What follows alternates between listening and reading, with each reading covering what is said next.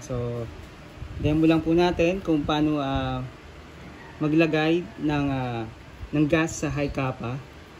Yan, so kung nahihirapan po kayong maglagay ng gas dito sa inlet valve, so magazine high kappa po to, meron po yung pinipress dito para matanggal po yung base pad o cover ng ating magazine. Yan, so press nyo lang po to.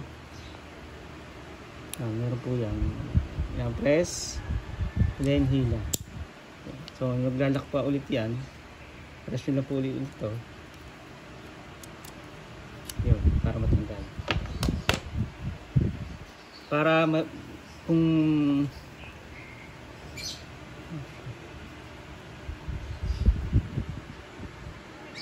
Para mapadali po yung inyong paglagay ng gas.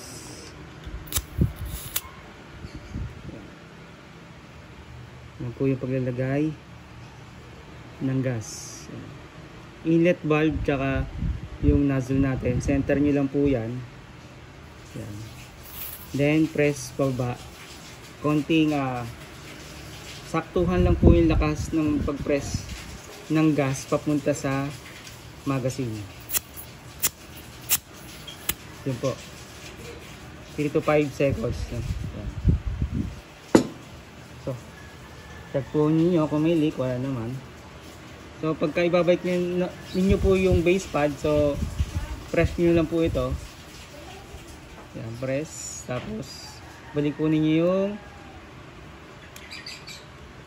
yung base pad.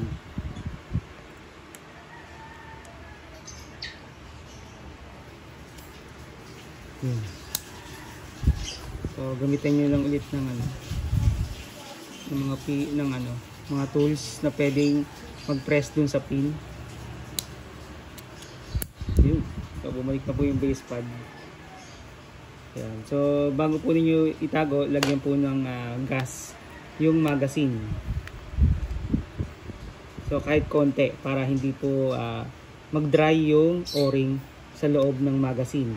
So may mga o-ring po yan dito sa outer valve at sa inlet valve. Yan. So clear. So wala po siyang leak. Yan. Then, paano maglagay ng BBs?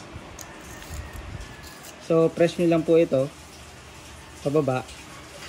Down nyo lang po yung spring holder. Yan, spring holder. So, yung holder ng BBs. Pag wala po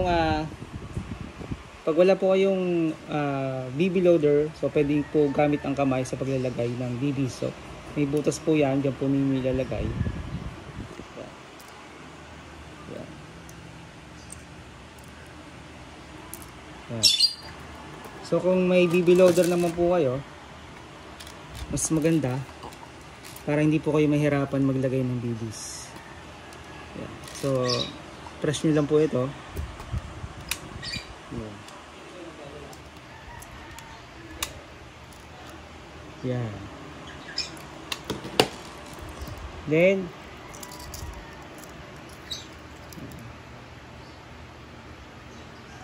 hindi po to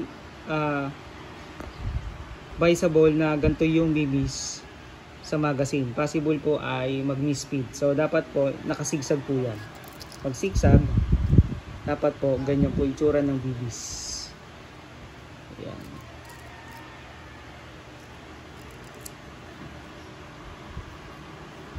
So dapat ang kanyang itsura ng BBs sa magazine. Yan. Tapos pagka lalagyan nyo po siya ng lubricant, silicone oil. Mas maganda may lubricant silicone oil para malagyan po ninyo yung mga moving parts sa loob ng unit para hindi po mag-stuck. So pwede nyo rin po itong meron dito ako YouTube channel, Mr. Yohan TV, kung paano po mag-clean ng unit ng high kappa and mga unit natin na mag-lock.